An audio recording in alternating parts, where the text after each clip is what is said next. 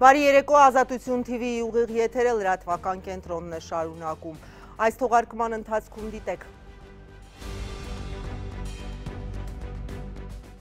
Ազգային անվտանգության ծառայությունը խուզարկել է Ռուսաստանաբնակ գործարար Տաշիր գրուպի սեփականատեր Սամվել Կարապետյանի առանձնատունը։ Լուրեր են շրջանառվում նրա հնարավոր ձերբակալության մասին։ Իրավապահների գործողություններին նախորդել ու հաջորդել էին Կարապետյանին վերաբերող վարչապետի ֆեյսբուքյան գրառումները։ Իսրայելը Իրանի զինված ուժերի գլխավոր շտաբի նոր պետի սպանության մասին է հայտնում, Թեհրանը դեռ չի հաստատել։ Ազատության ռեպորտաժը Սյունիքից, ինչ է կատարվում հայ-իրանական սահմանին։ Վարչապետը Թուրքիա կգնա այս ուրբաթ։ Այո, հաստատում եմ, այո։ Ազգային ժողովի նախագահը փակագծեր է բացել Փաշինյանի սպասվող այցից։ Իսրայելը հրթիռակոծել է Գազայում օգնության կետի մերձակայքը, 4 տասնյակից ավելի զոհի մասին է հաղորդվում։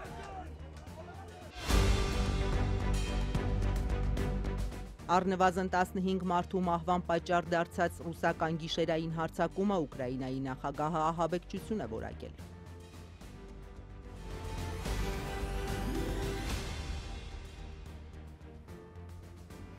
Նախ Տաշիր գրուպի սեփականատեր Ռուսաստանաբնակ միլիարդատեր Սամվել Կարապետյանի շուրջ կայծակնային զարգացումների մասին։ Վարչապետ Նիկոլ Փաշինյանի խոստումից ժամեր անց պասիվացնել, ինչպես երկրի առաջին դեմքն էր ձևակերպել, ակտիվացած պոռնկաբարո հոգևորականներին ու նրանց պոռնկաբարո բարեգործներին, հատուկ ջոկատայինները շրջապատեցին Կարապետյանի երևանյան առանձնատունը։ Նա նախօրեին պաշտպանել էր հայ առաքելական եկեղեցուն իշխանության, ինչպես գործարարն էր ձևակերպել հարձակումներից։ Արտակ Խուլյանի հետ ենք կապ հաստատել։ Արտակ, բարի երեկո, նախ Սամվել Կարապետյանի ձերբակալության մասին։ Նրա եղբայրը մոտ 1 ժամ առաջ ասել էր, որ չեն ձերբակալել, բայց սպասում են։ Ինչ կարող ես ասել, իրավապահները նրան ձերբակալել են, թե ոչ այս պահին։ Բարի երեկո, Աստղիկ, մինչ այդ հարցին պատասխանելը հիշեցնեմ, որ արդեն ավելի քան 1.5 ժամ է, ինչ իրավապահները խուզարկություն են իրականացնում Սամվել Կարապետյանի առանձնատանը։ Հայտնի չէ ինչ քրեական գործի շրջանակում եւ արդյոք քրեական գործ կա հարուցված թե չէ։ Ներքին գործերի նախարարությունից ավելի վաղ Ազատությանը հայտնել էին, թե օպերատիվ խուզարկություն է իրականացվում առանձնատան տարածքում, թեև լրատվամիջոցները գրել էին, որ Սամվել Կարապետյանը գործարարը ձերբակալվել է, նրա եղբայրը այստեղ տեղում լրատվամիջոցների լրագրողների հետ զրույցում հայտարարեց, որ եղբայրը ձերբակալված չէ, սակայն Կարեն Կարապետյանի տեղեկություններով ձերբակալվածների թիվը 4 տասնյակից ավելի է։ Թե ովքեր են մասնավորապես Ազատությունը փորձեց պարզել նրանցից ձերբակալվածները, պնդեց, թե չգիտի։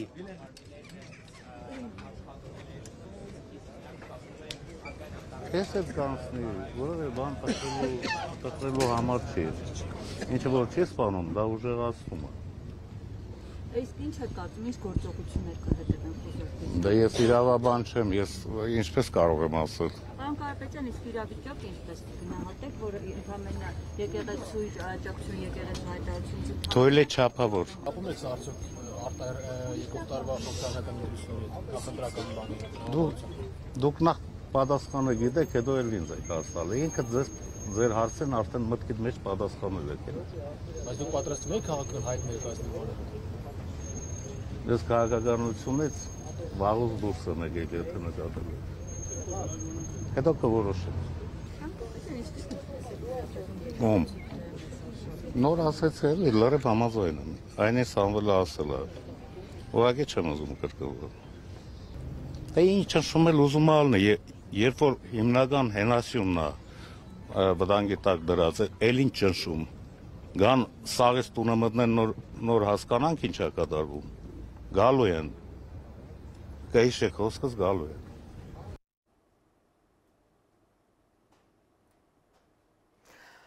Դու ասացիր, որ հայտնի չէ ինչ գործի շրջանակներում է տեղի ունենում այս խուզարկությունը, արդյոք Կարապետյանին ինչ-որ կոնկրետ արարքի մեջ մեղադրում են, այս հարցն էլ հայտնի չէ, և իրավապահները ընդհանրապես ինչ են հաղորդում այս իրադարձությունների վերաբերյալ։ Փաստացի այս ընթացքում որևէ մանրամասն խուզարկության վերաբերյալ, բացի այն, որ օպերատիվ խուզարկություն է իրականացվում առանձնատանը, իրավապահները լրագրողներին չեն հայտնում, տեղում այստեղ նույն Սամվել Կարապետյանի եղբորը Կարեն Կարապետյանն է, հայտնի չէ թե ինչով է պայմանավորված խուզարկություն, թեև նրանք քաղաքական են համարում, հիշեցնեմ, դու ևս նշեցիր Աստղիկ, որ Սամվել Կարապետյանը ավելի վաղ այսօր տեսանյութ էր տարածվել, որտեղ Սամվել Կարապետյանը աջակցություն էր հայտնել Մայր Աթոռին, դրան հաջորդեց վարչապետի կոշտ գրառումը և մոտավորապես, եթե չեմ սխալվում, 3 ժամ անց իրավապահները հայտնվեցին առանձնատան տարածքում, այստեղ նաև ընդդիմադիր խմբակցության ներկայացուցիչներն էին, Հայաստան խմբակցության մասնավորապես Գեղամ Մանուկյանը լրագրողներին ասաց, որ մեղադրանք չկա, փորձել են մտնել, որևէ բան չի ստացվել, մասնավորապես ասեց, սպասում են երևի շեֆը հանձնարարականը տալու է, թե ոչ, ակնարկում է վարչապետ Նիկոլ Փաշինյանին ընդդիմադիր պատգամավորը, դեռ տեղում մենք փորձում ենք հասկանալ ինչ իրավիճակ է,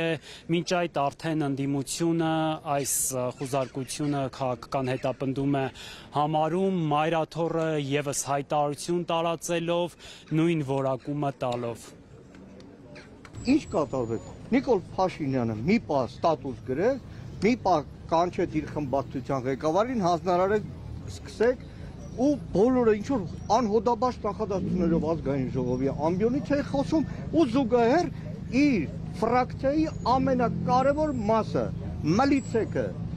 մլիցեքը ոստիկան չեն դրա, հայրենիքի ոստիկան չեն, որոնց ազատեցին Հայաստանի անվտանգության պաշտպանության պարտականություններից օրենքով, որոնց առավոտվանից գիշեր տարիներ շարունակ ուղղակի ծառայեցնում են Նիկոլ Փաշինյանի կամակորություններով։ Այն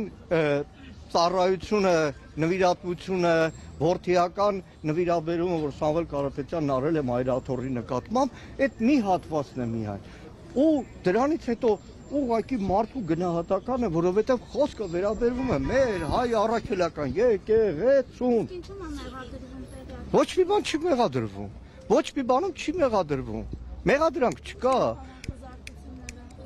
Փորձել են մտնել, որևէ բան չի ստացվել։ Որևէ բան երևի Նիկոլի հերթական անգամ որևէ հոդաբաց նախադասություն ներքին գործերի նախարարությունը չի ասել, որևէ բան չկա դա։ Արտակ, խնդրում եմ նաև պատմես, մենք հավաքված բազմություն ենք տեսնում շենքի առջև, իսկ շենքի ներսում իրավապահները աշխատում են և արդյոք հայտնի է Սամվել Կարապետյանը այս պահին շենքի ներսում է գտնվում։ Աստղիկ, մենք պարսպից այն կողմ փաստացի չենք կարողանում գնալ, այստեղից չեն երևում արդյոք իրավապահները ներսում են թե ոչ, սակայն Կարապետյանի եղբայրը մեզ է զրույցում ասաց, որ եղբայրը տեղում է և նա չէր բացառում, որ հնարավոր է նրան ևս ձերբակալեն ոստիկանները, մինչ իրավապահները լռում են, արդեն 2 ժամն է մոտենում 2-րդ ժամին, մենք տեղում լրագրողներս փորձում ենք հասկանալ ինչ քրեական գործով է ու արդյոք ընդհանրապես քրեական գործ կա թե չէ և ինչ խուզարկություններ են տեղի ունենում տեղում, Աստղիկ։ Շնորհակալություն, իմ գործընկեր Արտակ Խուլյանը կշարունակի հետևել Սամվել Կարապետյանի շուրջ զարգացումներին, մինչ այդ Մայր Աթոռն է խստորեն դատապարտել տեղի ունեցածը, կարծիք հայտնելով, թե սա ակնհայտ քաղաքական շարժառիթներով հետապնդում է։ Իշխանությանը Էջմիածնից հորդորել են անհապաղ դադարեցնել մեջբերեմ ապօրինի գործողությունները։ Այժմ էլ Իսրայել-Իրան բախման մասին 5-րդ օրը շարունակվող հակամարտությունը էլ ավելի է թեժանում։ Այսօր Իսրայելը հայտարարել է, որ սպանվել է Իրանի զինված ուժերի գլխավոր շտաբի նոր ղեկավարը։ Նա այդ պաշտոնում հաշված օրեր էր։ Հարձակման հենց առաջին օրը Իսրայելի թիրախում իրանական զինուժի նախորդ հրամանատարն էր։ Թեհրանը այս տեղեկությունը դեռ չի հաստատել։ Իրանի և Իսրայելի միջև առճակատումը չի հանգուցալուծվում արդեն 5-րդ օրը։ Իրանն այսօր հրթիռակոծել է Իսրայելի տարբեր հատվածներ, կանտուժացներ և ավերածություններ։ Իրանական կողմը պնդում է, որ հարվածել է նաև Իսրայելի հետախուզության և հատուկ գործողությունների ինստիտուտի Մոսադի օպերատիվ կենտրոնին, ապա զգուշացրել է, էլ ավելի ինտենսիվ հարձակումներ կլինեն։ Իրանի պաշտպանության նախարարության խոսնակ Ռեզա Թալայինիկն ասել է, որ Իսրայելը չի կարող դիմակայել երկարատև պատերազմի, քանզի չունի այդ հնարավորությունները։ Հետևաբար այս ռեժիմը և այս սիոնիստական թշնամին կպարտվեն, եթե շարունակեն այս պարտադրված պատերազմը։ Իսրայելն իր հերթին հայտնել է, որ գիշերը հարվածել է Իրանի ռազմական և միջուկային տասնյակ թիրախների, նաև Թեհրանին։ Պայթյուններ են լսվել նաև Սպահանում։ Իսրայելի ռազմական աղբյուրն ասել է, որ դեռ չեն հարվածել Ֆորդոյի ստորգետնյա միջուկային օբյեկտին, սակայն չի բացառել դա։ Միջուկային էներգիայի միջազգային գործակալության նոր տվյալները վկայում են, որ հունիսի 13-ին Իսրայելի հարվածները ուղղակի ազդեցություն են ունեցել Նաթանզի ուրանի հարստացման կայանի ստորգետնյա ցենտրիֆուգային սրահների վրա։ Իրանի բանակի խոսնակ Էֆի Դեֆրինն իր հերթին ասել է, որ սպանել են Իրանի զինված ուժերի գլխավոր շտաբի նորանշանակ պետին։ Թեհրանը չի հաստատել տեղեկությունը։ Հետախուզության բաժնից ճշգրիտ տվյալներ ստանալուց հետո մենք վերացրինք Ալի Շադմանիին, ռազմական շտաբի պետին, իրանական ռեժիմի ամենաբարձրաստիճան զինվորական հրամանատարին։ Նա վերածվեց Թեհրանի սրտում գտնվող իրանական ռեժիմի կենտրոնակայանում։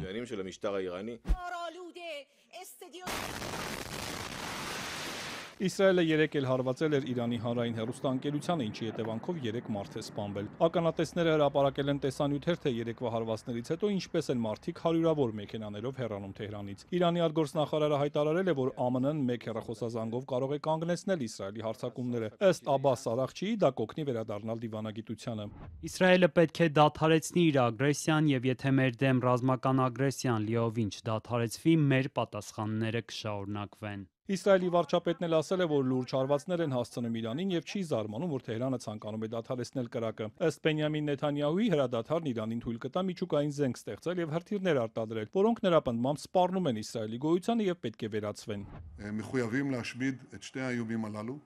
Մենք պարտավոր ենք վերացնել այս երկու սպառնալիքները։ Մենք 60 օր ժամանակ տվեցինք։ Այդ ընթացքում, երբ Իրանը բանակցում էր ԱՄՆ-ի հետ գործարքի շուրջ, Իրանի բռնապետ Այաթոլան Իսրայելը ոչնչացնելու ուղիներ էր փնտրում։ ABC հեռուստաընկերությանն էլ Նեթանյահուն ասել է, որ Իրանի հոգևոր առաջնորդին սպանելը վերջ կդնի հակամարտությանը։ Իսրայելի պաշտպանության նախարարն իր հերթին ասել է, որ կշարունակեն հարվածել Իրանի ռազմական թիրախներին։ Իսրայել կացն Իրանի հոգևոր առաջնորդին զգուշացրել է դադարեցնել հարվածները Իսրայելի քաղաքացիներին, այլապես կարժանանա Իրաքի նախկին նախագահ Սադամ Հուսեյնի ճակատագրին։ Նա պետք է հիշի, թե ինչ պատահեց Իրանի հարևան երկրում գտնվող բռնապետի հետ, ով այս ուղին ընտրեց Իսրայել պետության դեմ։ Մինչ Իրանն ու Իսրայելը սպառնալիքներով են փոխանակվում, մեծօդնյակի երկրները 3 կոչ են արել հրաժարվել ռազմական գործողություններից, շեշտել, որ Իրանը չպետք է երբևէ միջուկային զենք ունենա, իսկ Իսրայելն ունի ինքնապաշտպանվելու իրավունք։ Միացյալ Նահանգների նախագահն իր հերթին հայտարարել է, որ Իրանը չի կարող միջուկային զենք ունենալ, ապա նշել, որ Իրանը չի հաղթում այս պատերազմում։ Ըստ Դոնալդ Թրամփի, քանի դեռ ուշ չէ, Թեհրանը պետք է նստի բանակցությունների։ Նրանք պետք է գործարք կնքեն, դա ցավոտ է երկու կողմերի համար էլ, բայց ես կասեի, որ Իրանը չի հաղթում այս պատերազմում, եւ նրանք պետք է բանակցեն, եւ պետք է բանակցեն անմիջապես, քանի դեռ շատ ուշ չէ։ Ավելի ուշ Թրամփը CBS-ի հետ զրույցում ասել է, թե ցանկանում է, որ Իրանի միջուկային խնդիրն իսկապես լուծվի, ապա կանխատեսել, որ Իսրայելը չի թույլատնի հարձակման տեմպերը։ Այս ֆոնին ՄԱԿ-ում Իսրայելի դեսպանը հայտարարել է, որ իրենց գործողություններն ինքնապաշտպանական եւ կանխարգելիչ բնույթի են, որոնց շնորհիվ Իրանի միջուկային ծրագիրը որոշ ժամանակով հետ է ընկել։ Դանի Դանոնը վստահեցրել է, Իսրայելը կշարունակի հարվածել։ Պետք է հասկանալ, որ մեր հարևանությամբ ցավոք կան որոշ արմատական տարրեր, որոնք Իսրայելը քարտեզից ջնջելու տեսլական ունեն, եւ մենք պատրաստ ենք կանգնեցնել նրանց։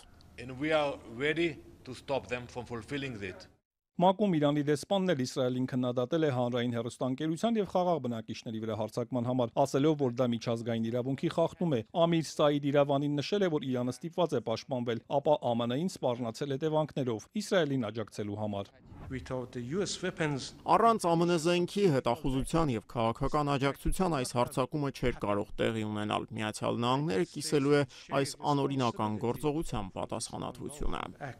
Հակամարտության սրման ֆոնին նավթի համաշխարհային գինը շարունակում է բարձրանալ։ Brent տեսակի նավթի հուլիսյան ֆյուչերսներն աճել են 0.5%-ով, հասնելով 1 բարելի դիմաց 73.5 դոլարի։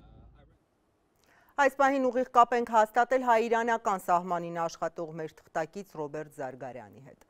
Ռոբերտ, բարի երեկո, ինչ կարող ես փոխանցել, նախ այս պահին ելումուտը մարդկանց եւ տրանսպորտային միջոցների համար բաց է։ Բարի երեկո Աստղիկ, այո, ելումուտը տրանսպորտային միջոցների ու նաև կարծում եմ բեռնատարների համար բաց է, ճիշտ է, մենք արդեն սահմանի այն կողմը ցուցադրել չենք կարող, հայտարարողները ասացին, որ կարող ենք այս հատվածում աշխատել, բայց շարժը դեպի այս կողմ մանդաթար է եւ քաղաքացիական անձինք են գալիս եւ բեռնատարներ են պարբերաբար անցնում։ Ընդհանրապես տեղում աշխատողները ու այն մարդիկ, ովքեր հաճախ են այստեղ լինում, պատմում են, որ վերջին օրերին ռազմական գործողությունների մեկնարկից հետո այսպես շարժը այս անցակետով կտրուկ մեծացել է, նույնիսկ գնահատական հնչեցրեց մեկը, որ 3-4 անգամ է այս շարժը աճել։ Պատմում են, որ հիմնականում կանայք են գալիս, տարեցներն են գալիս եւ մենք այստեղ փորձում էինք հասկանալ, թե ինչ է կատարվում։ Շատերը զրուցել չեն ցանկանում, տեսախցիկների առջև երևալ չէին ցանկանում, իսկ տեղում էլ հայ տաքսիստներն են այսպես հերթապահում, ովքեր փորձում են ժամանող քաղաքացիներին միանգամից գներ առաջարկել ու տաներ քաղաքներ։ Աստիկ կրկին պատմելու բաներ ունեմ, բայց լսեմ քո հարցերը նախ։ Ռոբերտ, եթե դու հիմա տեսնում ես սահմանի իրանական կողմը,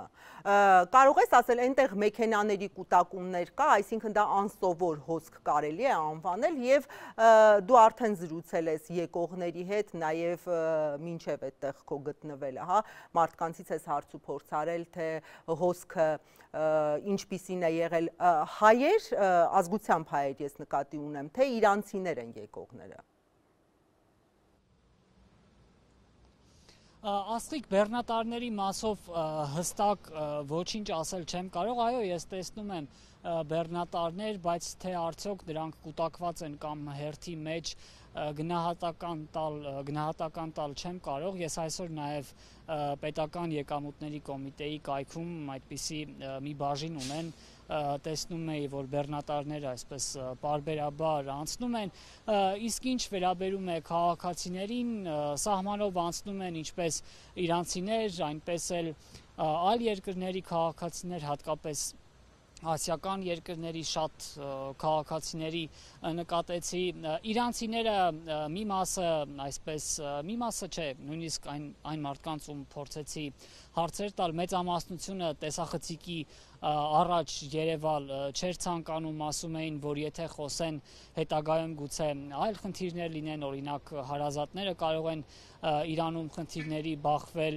բայց մեկ կարծիք է գերակշռում, բոլորը անհանգիստ են տեղի ունեցածի առնչությամբ իսրայելական հարվածների վերաբերյալ մտահոգություններ ունեն, բայց ամեն դեպքում ես կարողացա մի քանի քաղաքացիների հետ խոսել, ովքեր համարձակություն ունեցան տեսախցիկների առջև խոսել, ասում էին, որ մեծ անհանգստություն կա, նրանցից մեկը պատմեց, թե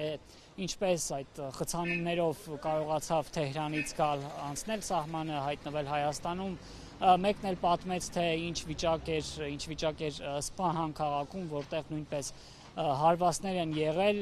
այժմ առաջարկում եմ այդ զրույցներից հատված դիտենք։ Թեհրան ումադամ Ես Թեհրանից եմ եկել, գիշերը Թավրիզում եմ անցկացրել։ Ընդհանուր առմամբ Թեհրանից Թավրիզ ճանապարհն էր շատ խցանված ու մարդաշատ, սակայն այստեղ 1 ժամ է տևել։ Չէ, ես Գերմանիայում եմ ապրում, Գերմանիայից եմ եկել։ Որոշ ժամանակ Թեհրանում էի, հիմա վերադառնում եմ Գերմանիա։ Կարծում եմ ամեն ինչ լավ կլինի։ Ես 60 տարի է Գերմանիայում եմ եղել, ընդհանուր նորմալ էր իրավիճակը։ Կարծում եմ համաձայնության կգան, խաղաղության կհասնեն, քանի որ պատերազմը որևէ արդյունք չի տալիս։ Ամերիկան, Եվրոպան կողմ են, որ պատերազմն ավարտվի։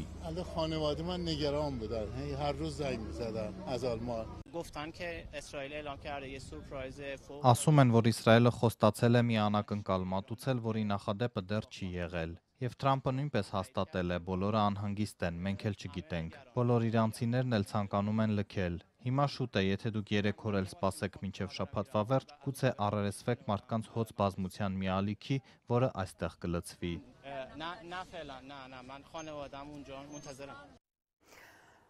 Ռոբերտ, եթե Երևանից օդանավով այլ երկիր չեն գնում իրանցիները, ասում են ինչքան են պլանավորում մնալ Երևանում։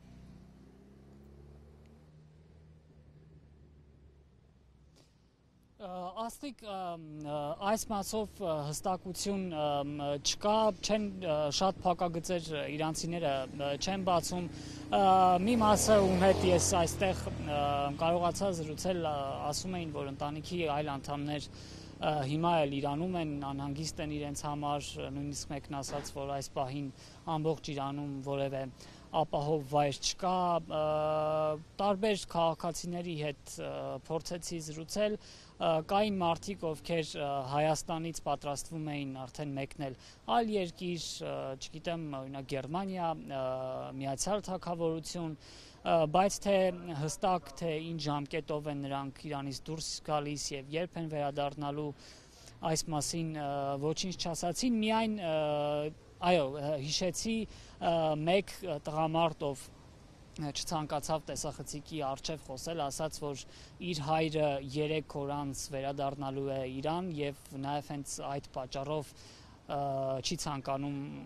երևալ էկրաններին։ Աստղիկ։ Շնորհակալ եմ, Ռոբերտ Զարգարյանը հայ-իրանական սահմանից էր հաղորդում։ Ես շարունակեմ թողարկումը, Իրանը չի թաքցնում, Բաքվի հետ այս օրերին քննարկել են նաև Սյունիքի վրա ադրբեջանական հնարավոր հարձակման հարցը։ Այսպես կոչված Զանգեզուրի միջանցք բացելու ծրագրից Բաքուն չի հրաժարվում, իսկ փորձագետները հավանական են համարում, որ խառը իրավիճակից օգտվելով Ադրբեջանը կարող է հարձակվել։ Հենց Իրանն է բազմիցս ուղիղ տեքստով հայտարարել Հայաստանի տարածքային ամբողջականությունն իր համար կարմիր գիծ է։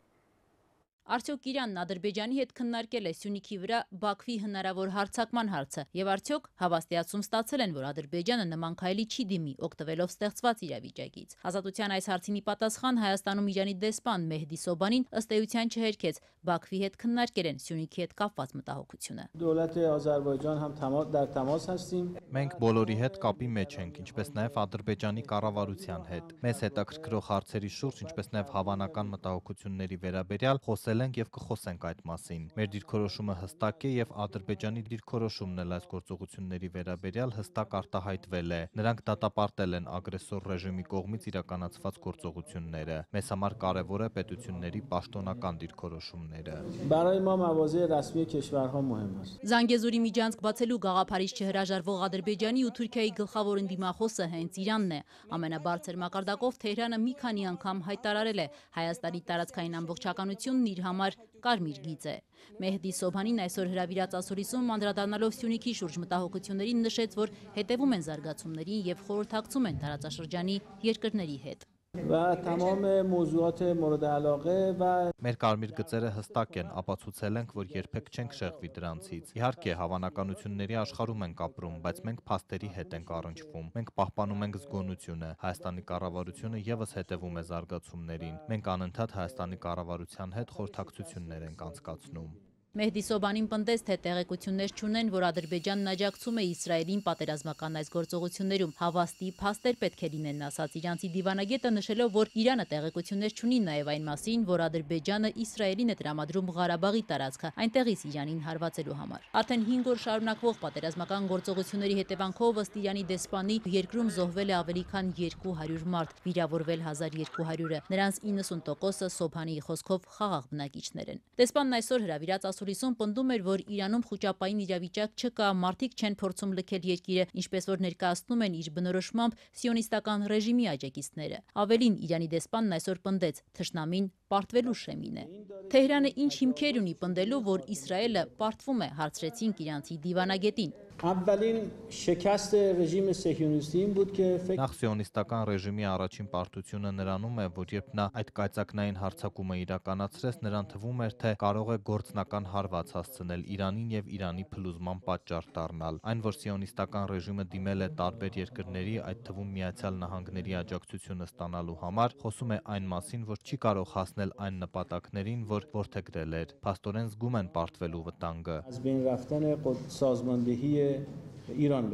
Հարևան Իրանում շարունակվող ռազմական գործողությունների 5-րդ օրը պաշտոնական Թեհրանը հայտարարում է չի հանձնվելու։ Ինչ է սա նշանակում, արդյոք բանակցությունների միջոցով պատերազմին վերջ դնելու հնարավորություն Իրանը չի տեսնում։ Մեր այս հարցին ի պատասխան դեսպան Սոբհանին ասաց, թե երբեք հնարավոր չէ սեղմել այն ձեռքը, որը բաց չէ եւ բռունցքված է։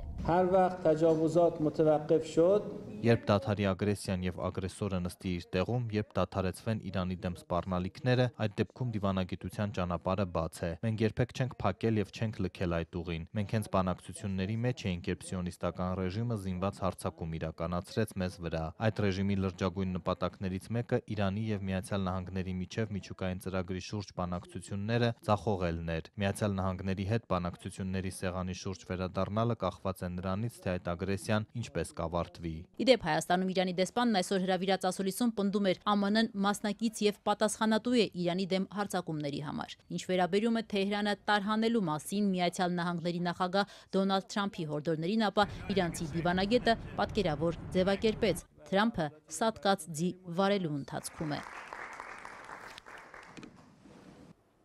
Նաև տեղի հայերի հետ ենք զրուցել Թեհրանում լույս տեսնող Ալիք օրաթերթի գլխավոր խմբագիր Արամ Շահնազարյանի փոխանցմամբ պատերազմական 5 օրերի ընթացքում հայ համայնքում զոհեր, նաև նյութական կորուստներ չկան, միայն իր ղեկավարած խմբագրության տարածքն է վնասվել։ Իրանում հայերի մեծ մասը, շուրջ 98%-ը Թեհրան, Սպահան, Ուրմիա, Թավրիզ քաղաքներում է կենտրոնացած, հենց այն քաղաքներում, որ անցած շաբաթավերջից իսրայելական հրթիռների տակ են։ Հենց այս պահին խփում են արդեն։ Այս պահին, որ մենք խոսում ենք, ձայնը գալիս է, խփում են։ Հասարակության մոտ ընդհանրապես եւ բնականաբար իրանահայ համայնքում եւս կա լարվածություն,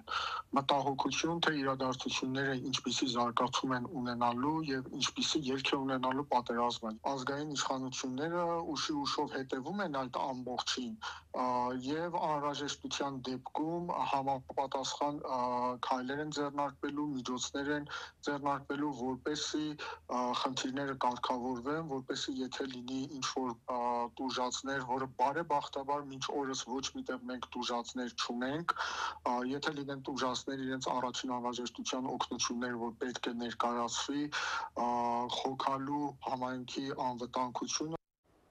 Նախկին նախագահ Սերժ Սարգսյանը այսօր իր կարծիքն է հայտնել, ինչ պետք է անի Հայաստանը սահմանից այն կողմ թեժացող հակամարտության պայմաններում։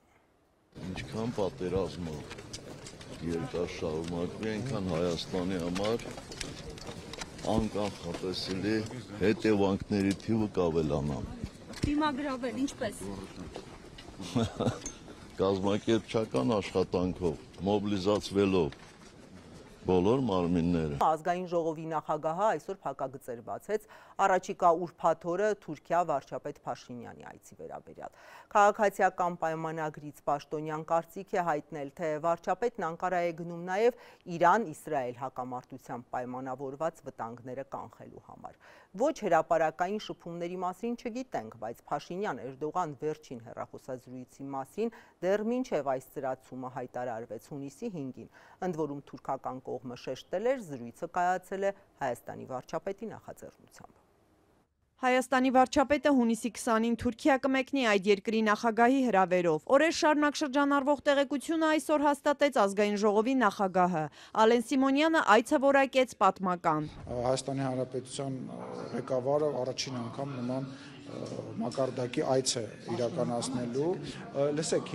ես հիմա դժվարանում եմ անունը ասել, պաշտոնական աշխատանքային է, բայց որ դա երկկողմ այց է եւ հրավեր է արվել նախագահի կողմից եւ հենց այդ ֆորմատով է լինելու, այո։ Թե կոնկրետ ինչ օրակարգով է Էրդողանը Նիկոլ Փաշինյանին հրավիրել Անկարա, Սիմոնյանը առաջարկեց մանրամասների համար դիմել վարչապետի աշխատակազմ։ Իսկ այնտեղից դեռ մանրամասներ չեն հայտնում։ Հայ-թուրքական թե հայ-ադրբեջանական կարգավորումն է լինելու երկու երկրների ղեկավարների բանակցությունների առանցքում։ Ազգային ժողովի նախագահը այդուհանդերձ մանրամասնեց, քննարկվելու են երկուսն էլ։ Ոչ մի արտառոց բան էսպայի դրությամբ չեմ կարող ասել, որովհետև չեմ բացառում որևիցե քննարկում։ Իսկ հնարավոր է Թուրքիան հայ-ադրբեջանական խաղաղության պայմանագրի ստորագրման հարցում ստանձնի միջնորդի դերը։ Ալեն Սիմոնյանը պնդեց, թե նման միջնորդության մասին խոսք չկա։ Հայաստանը եւ Ադրբեջանը որևիցե մի երկրի, նույնիսկ ոչ տարածաշրջանային երկրի աջակցությամբ կամ որևիցե մի մայրաքաղաքում, եթե խաղաղության պայմանագիր ստորագրեն, դա կլինի բոլորի շահերից, բայց ինչպես տեսակ, խաղաղության պայմանագիրը Ադրբեջանը եւ Հայաստանը ավարտին հասցրեցին միասնական եւ երկու կողմը կորոշեն, էլի, երբ որ դրա ժամանակը գա, թե որտեղ կկնքեն, ինչ միջնորդություն կլինի միջնորդություն, թե ընդհանրապես միջնորդության կարիք չի լինի, թե այլ ֆորմատ կլինի։ Երևանն ու Անկարան ավելի քան 3 տարի է հարաբերությունները կարգավորելու համար բանակցություններ են վարում։ 2022 թվականին բանագնացները պայմանավորվել էին բացել ցամաքային սահմանը երրորդ երկրների քաղաքացիների համար ամենասեղմ ժամկետներում։ Մինչ օրս այդ պայմանավորվածությունը մնացել է թղթի վրա։ Չնայած սրան Թուրքիայի եւ Հայաստանի պաշտոնյաները ոչ միայն հեռախոսազրույցներ են ունենում, այլ նաեւ հանդիպումներ անցկացնում։ Երեկ էլ Անկարայում հանդիպել էին երկու երկրների փոխարտգործնախարարները։ Հայկական կողմի բանագնաց Ռուբեն Ռուբինյանը այսօր հանդիպումից կարճ խոսեց։ Փոխարտգործնախարարի այցը Թուրքիա, Հայաստան-Թուրքիա կարգավորման շրջանակներում էր, դուք գիտեք, որ տարբեր ոչ միայն ես եմ շփվում Թուրքիայի հատուկ ներկայացուցիչի հետ, այլ նաև ԱԳՆ մակարդակում շփումներ կան, տարբեր նախարարների մակարդակներում շփումներ կան, երկրների ղեկավարներն են հեռախոսազրույցներ ունենում եւ սա այդ շրջանակում։ Թուրքիա Փաշինյանի առաջիկա այցի մասին Ռուբինյանը ոչինչ չասաց, իսկ իր եւ Սերդար Քլիչի հնարավոր հանդիպման մասինն էլ միայն պնդեց, թե այդպիսի հանդիպման հաստատված ժամկետ դեռ չկա։ Նիկոլ Փաշինյանի այցը Թուրքիա տեղի է ունենում Իրան-Իսրայել հակամարտության ֆոնին, երբ տարբեր վերլուծություններ եւ կանխատեսումներ են հնչում, թե այդ երկրների միջև չդադարող հակամարտությունը կարող է անվտանգային լուրջ խնդիրներ ստեղծել Հայաստանի համար։ Ալեն Սիմոնյանի կարծիքով վարչապետի այցը Անկարան նաև այդ վտանգները կանխելու համար է։ Պատերազմի հետ կապված ռիսկերը այսօր մինիմալ են եւ մենք պետք է աշխատենք, որ ընդհանրապես այն չեզոքացնենք եւ Հայաստանի Հանրապետության կառավարությունը այդ ուղղությամբ գործուն քայլեր է անում, ինչպես նաեւ օրինակ ես համարում եմ, որ նման գործուն քայլերից մեկը ձեզ հայտնի վարչապետի նախատեսվող այցն է Թուրքիա։ Իսկ ինչ ռիսկեր կան Հայաստանի համար, եթե Իրանն ու Իսրայելը շարունակեն հակամարտությունը։ Եվ արդյոք Հայաստանի կառավարությունը քայլեր ձեռնարկում է դրանք կանխելու ուղղությամբ։ Իշխանական տարբեր պաշտոնյաներ այսօր միաձայն պնդում էին, կառավարությունը բոլոր առումներով գնահատել է վտանգները։ Մեկ ռիսկը այն է, որ կարող է այդ պատերազմը շատ երկար տևել եւ այլ բնույթի վերածվել, ինչպես նաեւ այլ երկրների ներառվածությունը մեզ ստաբիլ հարևան է պետք եւ ինչ որ տեղի է ունենում մեր համար անընդունելի է։ Ազգային ժողովի նախագահը նաև հորդորեց մոռանալ այսպես կոչված Զանգեզուրի միջանցքի թեման։ Սա արդյոք նշանակում է, որ երաշխիք ունեն, Ադրբեջանը չի օգտվի այս իրավիճակից։ Սիմոնյանն ասաց, թե ինքը քաղաքական հայտարարություն է անում։ Ես քաղաքական առումով եմ ասում մոռացեք եւ ռազմական առումով էլ արդեն ռազմական գերատեսչության ղեկավարը կպատասխանի։ Այդ խոսակցությունը փակված է եւ այդ խոսակցությանը վերադարձ ոչ այն ժամանակ ա եղել, ոչ հիմա կա, ոչ էլ ապագայում կարա լինի։ Իսկ Բաքվից երեկ 3 օր առաջ կրկին հայտարարում էին Երևանից քայլեր են ակնկալում Զանգեզուրի միջանցքի բացման ուղղությամբ։ Զուգահեռ ադրբեջանական կողմը անպատասխան է թողնում ճանապարհների ապաշրջափակման մասին Երևանի առաջարկները, իսկ կառավարության նախաձեռնած խաղաղության խաչմերուկը որակում ուշացած։ Մինչ աշխարհի ուշադրությունը կենտրոնացած է Իրանի եւ Իսրայելի հակամարտության վրա, Իսրայելը հրթիռակոծում է նաեւ Գազան։ Կրակի տակ է հայտնվել օգնության բաշխման կետի մերձակայքը, որտեղ հազարավոր պաղեստինցիներ էին հավաքվել հաց եւ այլուր ստանալու հույսով։ Համասի կողմից ղեկավարվող առողջապահության նախարարությունը հայտնեց, որ զոհվել է 45 մարդ, կան բազմաթիվ վիրավորներ։ Հարակից հիվանդանոցը ըստ լրատվամիջոցների այնքան ծանրաբեռնված է, որ բժիշկները ստիպված են բազմաթիվ վիրավորների տեղավորել գետնին։ 3 ՄԱԿ-ի մարդու իրավունքների գերագույն հանձնակատարը քննադատել էր Իսրայելին Գազայի հատվածը արդեն շուրջ 3 ամիս շրջափակման մեջ պահելու համար, կոչ անելով հետաքննություն անցկացնել մարդասիրական օգնության կետերի մոտ գրեթե ամենօրյա ռեժիմով հնչող կրակոցների շուրջ։ Ուկրաինայում առնվազն 15 մարդ է զոհվել, մոտ 100-ը վիրավորվել Կիևին եւ այլ քաղաքներին ռուսական օդային հարվածների հետևանքով։ Նախագահ Զելենսկին, որն այսօր մեկնում է Կանադա G7 գագաթնաժողովին, ռուսական հարվածները որակել է ահաբեկչություն։ Օգտագործվել է ավելի քան 440 անօդաչու եւ 32 հրթիռ, սա Կիևին հասցված ամենասարսափելի հարվածներից մեկն էր, գրել է նա X-ում։ Ակնկալվում է, որ Զելենսկին G7-ի առաջնորդների հետ կքննարկի պատերազմը դադարեցնելու ուղիները։ Բանակցային ջանքերն առաջնորդող ԱՄՆ նախագահ Թրամփը սակայն արդեն լքել է հավաքը Իսրայել-Իրան հակամարտության պատճառով։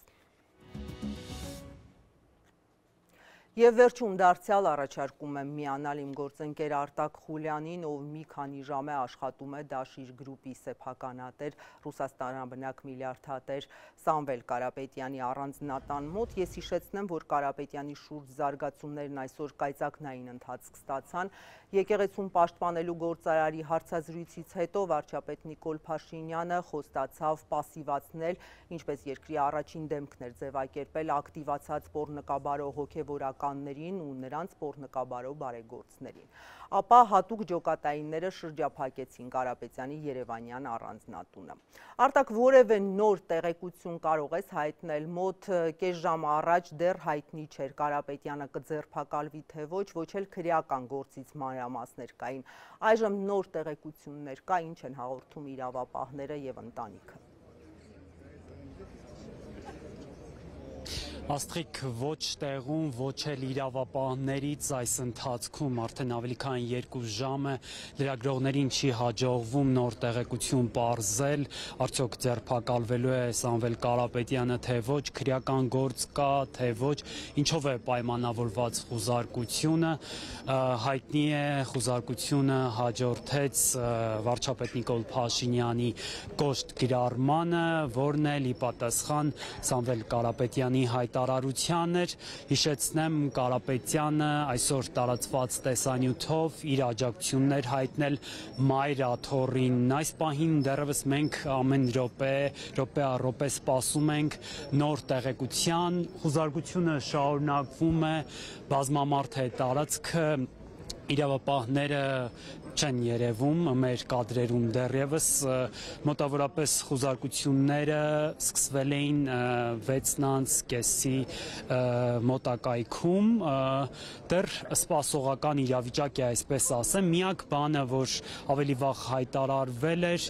Սամվել Կարապետյանը ձերբակալված չէ, բայց կան ըստ նրա եղբոր Կարեն Կարապետյանի կան 4 տասնյակից ավելի ձերբակալվածներ, թե ովքեր են նրանք, Կարապետյանը ասաց, թե չգիտի, հենց առանձնատնից են ձերբակալվել։ Աստղիկ։ Շնորհակալություն Արտակ Խուլյանն էր մեզ միացել։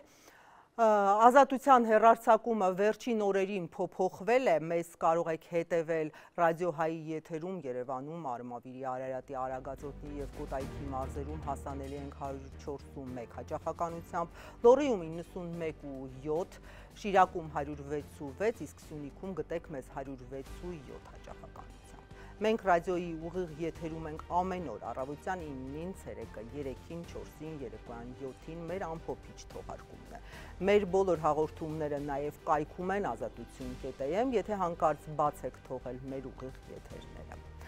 Այսքանը մեր հեռուստաեթերում, կհանդիպենք հաջորդ թողարկմանը, որը վաղը կլինի։ Հաջողություն։